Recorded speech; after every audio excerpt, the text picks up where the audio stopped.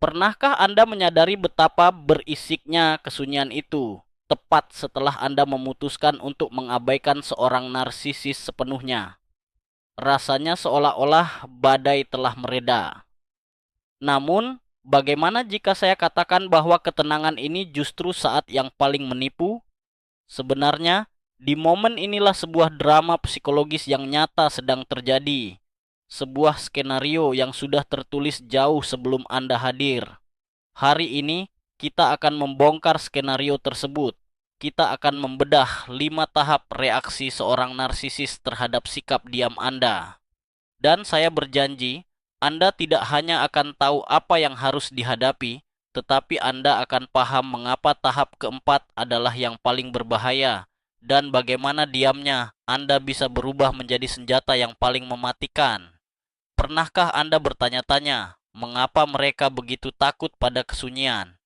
Jawabannya akan mengejutkan Anda. Mari kita mulai. Sebelum kita terjun ke dalam badai reaksi mereka, mari kita berhenti sejenak. Kita perlu paham mengapa strategi no contact atau memutus kontak total adalah standar emas saat berpisah dengan orang seperti ini. Ini bukan soal balas dendam atau kekejaman, ini soal penyelamatan diri. Bayangkan seorang narsisis adalah sebuah perangkat yang hanya bisa menyala dengan satu jenis bahan bakar, perhatian Anda. Perhatian apapun, baik itu kekaguman, amarah, atau air mata. Bagi mereka, semua itu adalah asupan narsistik. Saat Anda memilih untuk mengabaikan mereka, Anda tidak sekadar berhenti bicara. Anda sedang memutus satu-satunya sumber energi mereka. Bagi seorang narsisis, ini rasanya seperti selang oksigen yang dicabut secara tiba-tiba. Ego mereka yang selama ini dibangun dari pantulan citra di mata Anda mulai retak dan hancur. Jadi, sadarilah satu hal. Semua tindakan yang mereka lakukan setelah ini bukanlah karena mereka mencintai Anda. Itu adalah bentuk kepanikan liar dan upaya putus asa untuk memaksa Anda membuka kembali keran asupan tersebut. Jadi, tahap pertama yang akan kamu hadapi adalah kembalinya sang raja romantis, atau dalam istilah psikologi disebut love bombing tahap kedua. Begitu si narsistik sadar kalau kamu nggak main-main dan aksi diammu itu nyata, dia bakal mengeluarkan kartu asnya. Taktik lama yang dulu pernah berhasil meluluhkan hatimu di awal hubungan. Kamu akan mulai menerima pesan-pesan penuh penyesalan dan janji manis. Aku sudah sadar sekarang. Aku sudah berubah. Hidupku nggak ada artinya tanpa kamu. Atau ayo kita mulai semuanya dari nol lagi. Dia akan mengungkit kenangan-kenangan terindah kalian, mencoba memancing rasa ibamu, mengirim bunga favoritmu, atau tiba-tiba muncul di depan pintu dengan tatapan mata memelas yang dulu selalu sulit kamu tolak. Semuanya terlihat persis seperti adegan dalam film romantis Hollywood. Seolah-olah dia akhirnya sadar betapa berharganya kamu dan siap melakukan apapun untuk mendapatkanmu kembali.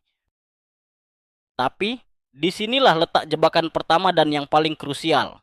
Ingat satu hal, ini bukan penyesalan yang tulus. Ini hanyalah sebuah taktik. Mari kita intip apa yang sebenarnya terjadi di balik layar drama ini. Apa sih yang sebenarnya menggerakkan si narsistik di tahap ini? Bukan cinta, melainkan rasa takut yang dingin dan penuh perhitungan. Takut kehilangan kendali dan sumber daya darimu.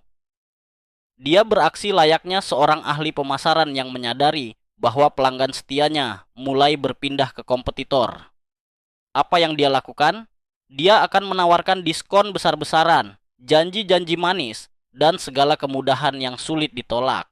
Tujuannya bukan untuk membuatmu bahagia, dia hanya ingin menarikmu kembali ke dalam sistemnya, supaya dia bisa terus menguras emosimu lagi.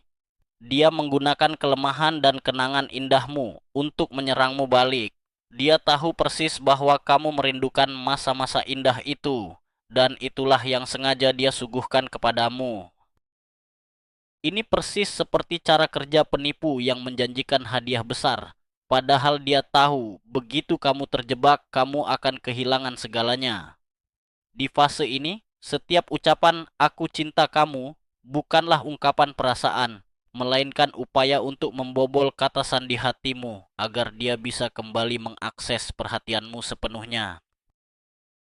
Coba bayangkan posisi Maria. Setelah bertahun-tahun terjebak dalam hubungan yang penuh drama dan menguras emosi, dia akhirnya memberanikan diri untuk memutus semua kontak dengan mantan pasangannya yang narsistik. Minggu pertama terasa begitu tenang, tapi kemudian gangguan itu dimulai. Awalnya lewat pesan dari nomor tak dikenal. "Tadi aku dengar lagu kesukaan kita, cuma mau memastikan kalau kamu baik-baik saja." Maria tidak membalas. Keesokan harinya, muncul buket bunga peoni favoritnya di depan pintu dengan catatan, "Aku memang bodoh. Beri aku satu kesempatan lagi untuk memperbaiki semuanya." Hatinya sempat goyah. Puncaknya adalah saat seorang teman menelepon dan tanpa sengaja memberikan ponselnya kepada si mantan. Maria mendengar suaranya yang memohon untuk bertemu, mengaku sudah mulai rutin ke psikolog, dan bilang kalau dia sudah benar-benar berubah. Ini adalah contoh klasik. Seorang narsistik akan menggunakan segala cara, lewat teman, media sosial, hingga jasa pengiriman. Dia sengaja menciptakan ilusi seolah-olah sedang berjuang mati-matian demi cinta. Tapi, andai Maria luluh, dia akan menyadari bahwa perubahan itu hanya bertahan 1 atau 2 minggu saja. Hanya sampai si narsistik yakin kalau Maria sudah benar-benar masuk kembali ke dalam jebakannya. Lalu, bagaimana cara melawan racun manis ini? Aturan utamanya sederhana. Jangan beri reaksi apapun, benar-benar nol. Jangan balas pesannya. Jangan terima pemberiannya. Jangan mau diajak bicara, bahkan lewat perantara sekalipun. Setiap respons darimu, bahkan kata-kata marah seperti "tinggalkan aku sendiri", adalah kemenangan baginya. Itu adalah sinyal bahwa jalur komunikasi masih terbuka dan kamu masih bisa dipancing. Di saat seperti ini, kamu harus menjadi si batu abu-abu. Jadilah sosok yang membosankan, tidak menarik, dan datar. Bayangkan dirimu adalah sebuah tembok. Biarkan dia melemparkan bola-bola manipulasinya. Dan lihatlah bagaimana semua itu terpental begitu saja, tanpa meninggalkan bekas. Memang ini terasa sangat berat, karena kata-katanya akan menyerang titik terlemahmu, terutama harapanmu bahwa segalanya masih bisa diperbaiki. Tapi, ingatlah baik-baik, kamu tidak berpisah dengan sosok pangeran idaman di awal hubungan dulu. Kamu berpisah dengan seorang manipulator yang telah mendorongmu hingga ke titik ini. Tanamkan gambaran itu di pikiranmu. Diammu adalah perisaimu. Dan semakin lama kamu tetap diam, perisai itu akan menjadi semakin kuat. Tapi, apa yang terjadi jika love bombing itu gagal? Saat tembok kebisuan Anda benar-benar tak bisa ditembus, disinilah si narsistik masuk ke tahap kedua. Kampanye hitam, atau yang sering disebut taktik bumi hangus. Jika dia tidak bisa memiliki Anda kembali, dia akan melakukan segalanya untuk menghancurkan reputasi dan lingkaran sosial Anda. Dia tidak bisa menerima kenyataan bahwa Anda lah yang menolaknya. Dalam dunia fantasinya yang kacau, dialah sang korban, sementara Anda adalah monsternya. Dan dia mulai membangun narasi ini secara agresif kepada orang-orang di sekitar. Sosok yang kemarin dipuja sebagai malaikat dan cinta sejatinya, tiba-tiba berubah menjadi orang yang labil, gila, tidak tahu diri, dan egois. Dia akan mulai menghubungi teman-teman, keluarga, bahkan rekan kerja Anda, berpura-pura ingin berbagi rasa sakit dan kekhawatirannya tentang Anda. Ini adalah taktik yang sangat licik, yang sengaja dirancang untuk menyerang tepat di titik terlemah Anda. Latar belakang psikologis dari tahap ini sebenarnya sederhana, namun di saat yang sama sangat mengerikan. Hal ini disebut sebagai proyeksi. Seorang narsisis akan mengambil semua sifat buruknya, mulai dari perilaku beracun, kebohongan, hingga pengkhianatan, dan melimpahkannya kepada Anda. Dia tidak sanggup menanggung rasa malu dan kehinaan dirinya sendiri. sehingga dia memindahkan semua itu ke pundak Anda di mata orang lain. Dengan melakukan ini, dia mencapai dua tujuan sekaligus. Pertama, dia membersihkan citra dirinya, memposisikan dirinya sebagai korban yang teraniaya oleh orang yang licik. Kedua, yang jauh lebih krusial, dia mencoba mengisolasi Anda. Dia tahu bahwa saat sendirian, Anda akan menjadi lemah. Jika dia berhasil menghasut teman dan keluarga untuk memusuhi Anda, serta menghancurkan sistem pendukung Anda, maka menurut logikanya, Anda tidak punya pilihan lain selain kembali kepadanya dalam keputusasaan. Ini adalah upaya kejam untuk menyandera Anda dengan memutus semua jalan keluar. Dia sengaja menciptakan ruang hampa di sekitar Anda agar suaranya kembali menjadi satu-satunya suara yang Anda dengar. Mari kita simak kisah Oleg. Dia memutuskan untuk pergi meninggalkan pasangannya yang narsistik. Setelah segala upaya untuk menarik Oleg kembali gagal, si mantan pun mulai melancarkan aksinya. Dia mengirim pesan ke grup teman-teman mereka, mengarang cerita bahwa Oleg pergi karena punya masalah temperamen yang parah. Dan dia mengaku sangat mengkhawatirkan keselamatan Oleg. Tidak berhenti di situ, sambil menangis terseduh-seduh, dia menelepon ibu Oleg dan bercerita kalau putranya telah salah pergaulan. Dia berdalih hanya ingin menolong Oleg. Bahkan di tempat kerja Oleg, dia menyebar desas-desus bahwa Oleg sedang mengalami burnout parah yang membuatnya tidak lagi bisa berpikir jernih. Akibatnya, Oleg mulai merasa teman-temannya menatapnya dengan penuh curiga, sementara ibunya terus-menerus menelepon dengan nada cemas dan penuh tanya. Oleg terjebak dalam situasi di mana dia harus membela diri atas hal-hal yang sama sekali tidak pernah dia lakukan. Inilah contoh nyata bagaimana seorang narsistik menjerat korbannya dalam jaring kebohongan hingga mengubah kehidupan sosial Anda menjadi medan ranjau yang penuh jebakan. Gimana caranya bertahan di tengah serangan seperti ini? Ini adalah salah satu fase yang paling menyakitkan, dan wajar kalau kamu merasa ingin meledak. Tapi ingat, saran utamanya adalah jangan masuk ke dalam permainannya. Jangan mencoba menyangkal setiap tuduhannya di depan publik. Jangan terpancing berdebat di grup chat. Semakin keras kamu membela diri, kamu justru akan terlihat tidak stabil, persis seperti yang dia inginkan. Alih-alih begitu, pilihlah beberapa orang terdekat yang benar-benar kamu percaya. Jelaskan situasinya dengan tenang, tanpa perlu berlebihan. Katakan saja seperti ini. Kami sudah putus, dan jujur itu proses yang berat. Sekarang dia banyak menyebar fitnah cuman untuk menyakiti aku. Aku nggak mau terlibat dalam drama ini, jadi aku mohon pengertian kalian ya. Untuk orang lain di luar itu, cukup diam dan jaga harga diri kamu. Kebenaran pasti akan terungkap seiring berjalannya waktu. Orang-orang yang benar-benar mengenalmu akan melihat sendiri perbedaan antara omong kosongnya dengan siapa kamu sebenarnya. Sedangkan mereka yang lebih memilih percaya padanya, mereka hanyalah flying monkeys atau kaki tangannya, dan kamu tidak butuh orang-orang seperti itu dalam hidupmu. Jika fitnah tidak lagi mempan dan Anda tetap teguh pada pendirian, si narsistik akan beralih ke tahap ketiga yang jauh lebih mengerikan. Ancaman dan intimidasi. Disinilah topeng mereka benar-benar lepas dan Anda akan melihat apa yang selama ini tersembunyi di baliknya, yaitu kemarahan narsistik yang membabi buta. Tujuannya bukan lagi untuk menarik Anda kembali atau sekadar menjatuhkan nama baik Anda. Ini adalah bentuk hukuman karena Anda berani melawan.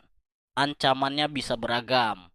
Ada yang tersirat seperti, kamu akan menyesali ini, aku akan buat hidupmu menderita, atau kamu tidak tahu apa yang bisa aku lakukan padamu. Mereka juga bisa menyerang hal-hal yang paling berarti bagi Anda.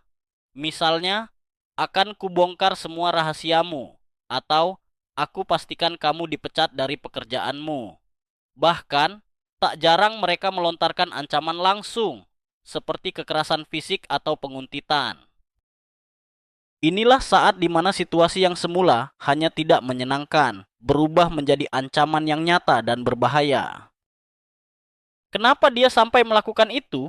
Sebenarnya itu adalah bentuk keputusasaan, upaya terakhir untuk merebut kembali kendali melalui rasa takut. Di dunianya, saat Anda mengabaikannya, Anda telah melakukan dosa yang paling fatal. Anda menunjukkan bahwa dia sudah tidak berarti apa-apa lagi. Ini adalah pukulan telak bagi egonya yang tampak besar, namun sebenarnya sangat rapuh. Ancaman-ancaman itu hanyalah caranya agar bisa kembali merasa penting dan berkuasa dalam hidup Anda. Jika dia tidak bisa mendapatkan kekaguman Anda, dia akan dengan senang hati mengambil rasa takut Anda. Mengapa? Karena rasa takut adalah emosi yang sangat kuat yang memaksa seluruh perhatian Anda tertuju sepenuhnya kepada dia. Dia ingin melihat Anda cemas. Dia ingin merasa kata-katanya masih berbobot dan dia masih bisa mengendalikan perasaan Anda. Ini adalah ajang pamer kekuatan terakhir sebelum dia benar-benar mengakui kekalahannya secara taktis. Dia sedang menguji batas Anda, seberapa jauh dia bisa menekan sampai Anda menyerah dan mulai bereaksi lagi. Ingatlah, reaksi Anda, apapun bentuknya, adalah sebuah kemenangan bagi dia. Coba kita lihat kisah Ana. Setelah dia berhenti membalas telepon dan pesan dari mantannya, pria itu mulai mengiriminya foto-foto kenangan manis mereka dengan pesan, "Kamu yakin mau membuang semua ini?" Ana memilih untuk tetap diam. Saat itulah nada bicaranya berubah. "Aku tahu kamu kerja di mana. Sayang sekali kan kalau bosmu sampai tahu beberapa hal tentang dirimu." Puncaknya adalah sebuah pesan yang sangat jelas. Kalau kamu tidak bisa jadi milikku, kamu tidak akan pernah bisa jadi milik siapapun. Ini adalah contoh nyata perubahan dari manipulasi menjadi intimidasi. Seringkali, seorang narsisis juga menggunakan ancaman menyakiti diri sendiri, seperti, "Kalau kamu tidak balas, aku akan melakukan sesuatu pada diriku sendiri." Ini juga merupakan bentuk ancaman. Tujuannya hanya satu, membuat Anda merasa bersalah dan bertanggung jawab sehingga Anda terpaksa menghubunginya lagi. Ini adalah pemerasan emosional yang kejam. Hal tersebut tidak ada hubungannya dengan keinginan nyata untuk mengakhiri hidup, melainkan murni keinginan untuk mengendalikan Anda sepenuhnya. Apa yang harus dilakukan dalam situasi seperti ini? Pertama, tanggapi ini dengan serius. Jangan anggap remeh dan jangan berpikir itu hanya sekadar kata-kata. Kedua, kumpulkan semua bukti. Simpan tangkapan layar pesan, arsipkan email, dan rekam percakapan telepon jika memang diperbolehkan secara hukum. Informasi ini bisa menjadi satu-satunya bukti kuat jika situasi semakin memburuk. Ketiga, jangan membalas ancaman tersebut atau menunjukkan rasa takut. Reaksi emosional apapun hanya akan memancingnya untuk bertindak lebih jauh. Keempat, jika Anda merasa keselamatan Anda mulai terancam, jangan ragu untuk mencari bantuan. Ceritakan kepada orang terdekat, konsultasikan dengan pengacara, dan jika perlu, segera lapor ke polisi. Keselamatan Anda adalah prioritas utama. Lebih baik waspada sekarang daripada menyesal karena tidak bertindak. Tahap ini adalah ujian bagi keteguhan hati Anda. Dengan melaluinya, Anda akan tumbuh menjadi pribadi yang jauh lebih kuat. Dan sekarang, kita sampai di tahap keempat. Tahap yang paling licik, paling membingungkan, dan seperti janji saya tadi, paling berbahaya. Tahap ini dimulai saat si narsistik seolah-olah sudah menyerah. Dia menghilang dari radar, tapi tiba-tiba kamu melihatnya di media sosial. Dia sudah punya pasangan baru. Dia terlihat sangat bahagia, seolah sedang mabuk cinta. Dia terus mengunggah foto bersama orang itu, lengkap dengan kata-kata manis bahwa dia akhirnya menemukan belahan jiwanya. Reaksi pertamamu pasti campur aduk antara lega dan perih. Kamu mungkin berpikir, syukurlah, akhirnya dia berhenti menggangguku. Tapi, Bagaimana mungkin dia bisa melupakanku secepat itu? Nah, disinilah jebakan mautnya. Ini bukanlah akhir dari permainan, ini justru level baru yang jauh lebih licik. Dalam psikologi, ini disebut sebagai hovering atau teknik menyedot kembali dengan memanfaatkan orang baru. Ketahuilah, kebahagiaan yang dia pamerkan itu hanyalah sebuah sandiwara. Dan penonton utama dalam pertunjukan ini adalah kamu. Penting untuk memahami betapa bahayanya fase ini melalui sebuah taktik yang disebut triangulasi. Seorang narsistik sangat suka menciptakan drama cinta segitiga, di mana dia memposisikan dirinya sebagai hadiah utama yang harus diperebutkan. Munculnya pasangan baru sebenarnya bukanlah pengganti Anda. Itu hanyalah alat untuk memanipulasi perasaan Anda. Dia sengaja memamerkan hubungan barunya yang tampak sempurna demi memancing rasa cemburu, penyesalan, dan membuat Anda merasa tidak berharga. Dia ingin Anda mulai berpikir, mungkin memang aku yang bermasalah, buktinya dia tampak sangat bahagia bersamanya. Tujuannya hanya satu, membuat Anda meragukan keputusan Anda untuk pergi. Dia menunggu saat dimana Anda tidak tahan lagi, dan akhirnya menghubungi dia duluan, entah itu untuk sekadar menyapa, atau bahkan meluapkan kemarahan Anda. Reaksi apapun yang Anda berikan adalah tanda bahwa Anda masih terjebak dalam permainannya. Dengan cara ini, dia bisa mendapatkan perhatian dari pasangan barunya, sekaligus terus menghisap energi emosional Anda dari kejauhan. Bayangkan kamu lagi scrolling Instagram dan lihat postingan dia. Dia lagi bareng pasangan barunya di kafe tempat kalian dulu kencan pertama. Captionnya tertulis, "Gak pernah sebahagia ini sebelumnya." Terus, sejam kemudian, tiba-tiba masuk pesan dari nomor gak dikenal. "Halo, aku cuman mau bilang, aku doain yang terbaik buat kamu. Semoga kamu juga segera nemuin kebahagiaanmu." Kontras antara apa yang dia pamerin di media sosial dengan pesan pribadinya ke kamu, itu adalah trik halus seorang manipulator. Seolah dia mau bilang, "Lihat, aku bahagia tanpa kamu, tapi aku masih kepikiran kamu. Aku lebih hebat dari kamu. Hidupku sudah jauh lebih baik, kalau kamu gimana?"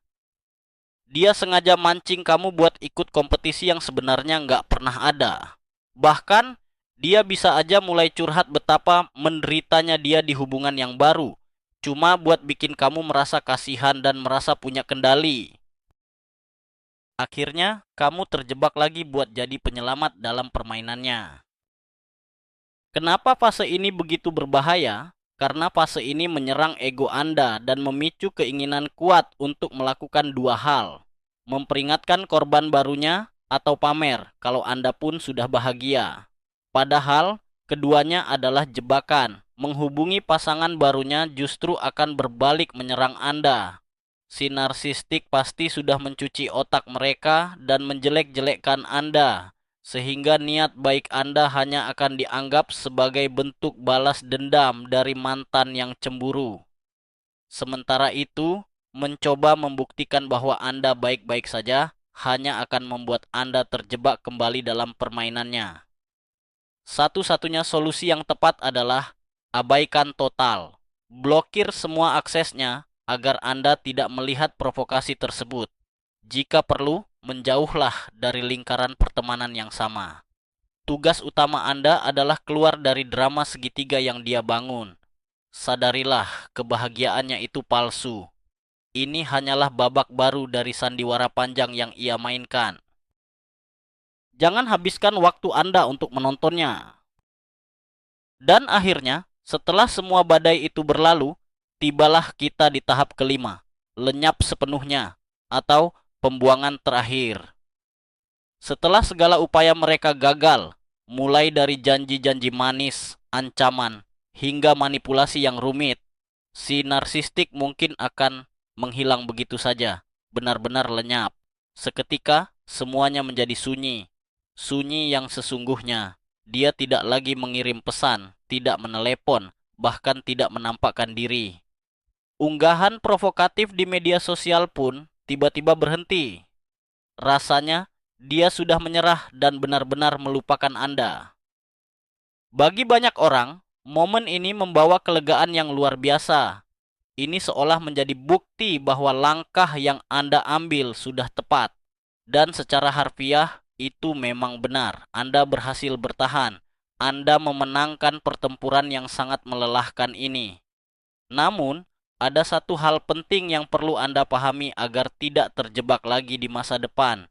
Ini tidak selalu menjadi akhir dari segalanya. Seringkali, ini hanyalah sebuah jeda, sebuah masa istirahat sebelum babak baru dimulai. Apa yang sebenarnya terjadi di dalam kepalanya saat ini? Baginya, kamu sebagai sumber energinya sudah dianggap benar-benar rusak. Dia sudah mencoba segala cara untuk memperbaikimu, namun gagal. Akhirnya, terus-menerus memberikan perhatian padamu tidak lagi terasa menguntungkan buat dia. Dalam dunianya yang serba fungsional, kamu sekarang hanyalah barang cacat, dan dia memilih untuk membuangmu. Inilah yang disebut fase devaluasi. Sebenarnya, egonya terluka karena kenyataannya. Kamulah yang menolaknya. Namun, untuk menutupi rasa sakit itu, dia meyakinkan dirinya sendiri bahwa dialah yang meninggalkanmu karena kamu sudah dianggap tidak layak. Sekarang, dia langsung beralih mencari mangsa baru yang lebih segar dan mudah didapat, entah itu pasangan baru, ambisi pekerjaan, atau hobi baru. Dia pergi bukan karena menghargai keputusanmu, tapi karena kamu sudah tidak lagi berguna baginya. Dia pergi semata-mata demi menyelamatkan harga dirinya yang setinggi langit, sambil berlaga seolah-olah dialah yang memegang kendali atas perpisahan ini. Apa artinya semua ini bagi Anda? Fase ini adalah peluang emas yang tidak boleh dilewatkan. Gunakan waktu ini sebaik mungkin untuk kepentingan diri Anda sendiri. Selagi dia sibuk dengan target barunya, Anda punya kesempatan untuk bernapas lega. Gunakan momen ini untuk menyembuhkan luka, membangun kembali harga diri, memperkuat batasan diri, dan menata ulang hidup Anda tanpa bayang-bayang dia lagi. Inilah saat yang tepat untuk fokus pada pemulihan diri, berkumpul dengan teman-teman sejati, dan mengeksplorasi minat baru. Semakin kuat Anda di masa ini, semakin kecil peluang baginya untuk kembali mengusik Anda di masa depan. Jangan lengah dan berpikir bahwa bahaya telah hilang selamanya. Anggaplah waktu ini bukan sebagai akhir dari segalanya, melainkan kesempatan untuk menyusun kekuatan dan membangun benteng pertahanan yang kokoh demi hidup baru Anda yang merdeka. Tujuan utama Anda adalah menjadi pribadi yang begitu utuh dan mandiri, sehingga jika suatu saat nanti dia mencoba kembali, Anda tidak akan melihat alasan sedikit pun untuk membiarkannya masuk lagi ke dalam hidup Anda. Nah, disinilah kita sampai pada mitos terbesar yang harus kita bongkar. Mitos tentang perpisahan final. Banyak yang mengira saat dia pergi, itu adalah akhirnya. Padahal, seringkali tidak. Si narsis bisa saja muncul lagi. Mungkin 6 bulan dari sekarang, setahun, bahkan 5 tahun kemudian. Tiba-tiba dia mengirim pesan selamat ulang tahun atau tidak sengaja berpapasan denganmu di supermarket. Kenapa begitu? Karena di matanya semua mantan adalah cadangan sumber energi. Kalau sumber energinya saat ini mulai habis, dia akan mulai mengais kembali kontak-kontak lama.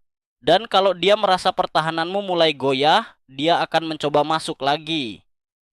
Itulah sebabnya pemulihanmu bukanlah sebuah garis finish, melainkan proses terus-menerus untuk memperkuat batasan diri. Jangan pernah menunggu kepastian atau kata penutup darinya. Berikanlah itu pada dirimu sendiri. Keputusanmu untuk pergi dan tetap diam, itulah titik sebenarnya dalam cerita ini.